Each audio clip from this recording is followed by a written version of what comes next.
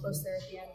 Yeah, we've been trying to get better each game. I thought overall it was a good performance. Obviously, we gave the lead back there, but that's the NBA. It's a game of rounds. But we stood in there, and at this point, it's hard to win. You got to take what you can get, and never take these wins for granted. So you got to find a way to win. What do you think about the way your young guys are developing? I know you, Fred, or you, Dylan, and Jeff have taken the veteran role very seriously. Yeah, they're making the right plays and the right reads. I think our reads are getting better each game.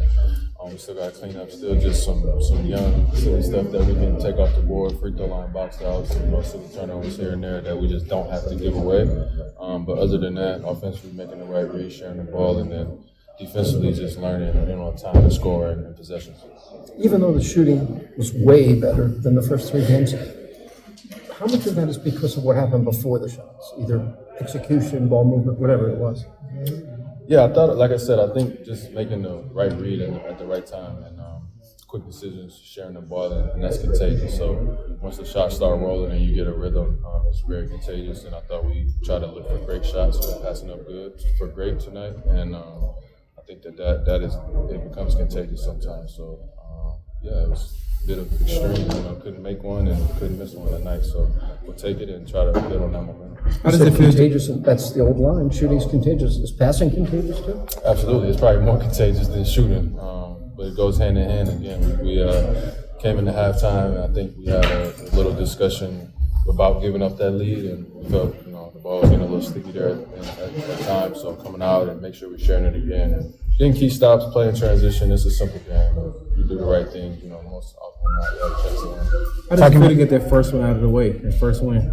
Yes, you got to get on the board at this point. But again, I think other than the first game, I thought we played a little bit better at San Antonio. We played pretty good against the Warriors, just didn't close it out. And then again tonight, so we've been trending in the right direction. But for a young team, you got to find ways to win and to close out games, and we were able to do that tonight. Do you think sometimes young teams have to learn to win?